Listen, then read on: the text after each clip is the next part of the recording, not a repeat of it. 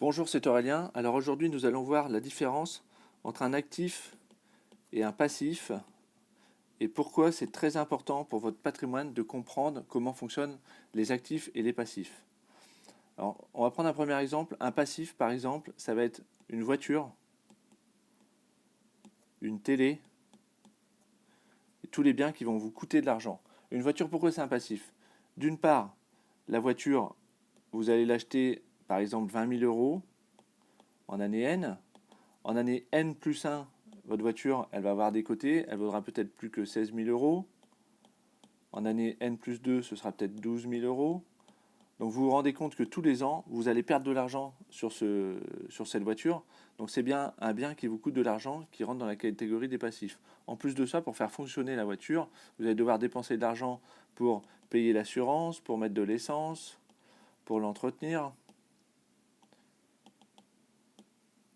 Donc c'est quelque chose qui va vous coûter de l'argent. Plus vous allez avancer dans le temps, plus vous allez perdre de l'argent avec votre voiture.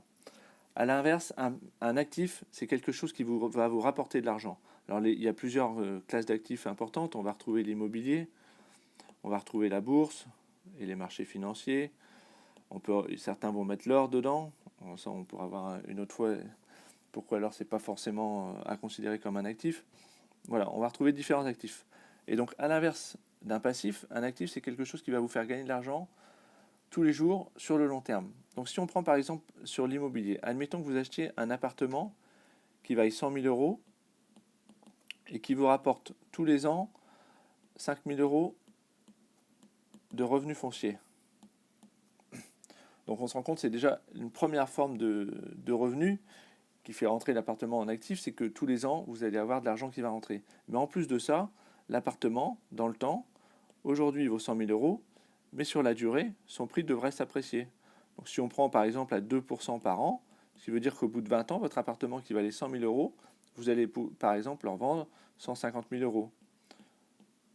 Si on se met à 3% par an, ce qui n'est pas ridicule, c'est le marché immobilier depuis longtemps, il a fait plus que ça, euh, on va se retrouver à peu près à 180 000 euros. Donc on se rend compte que d'une part, on gagne de l'argent avec le revenu, mais également avec l'appréciation du capital.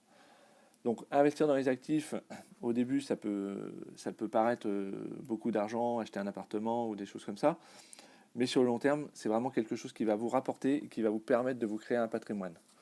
On verra dans une autre vidéo qu'on peut également, notamment pour l'immobilier, utiliser l'effet de levier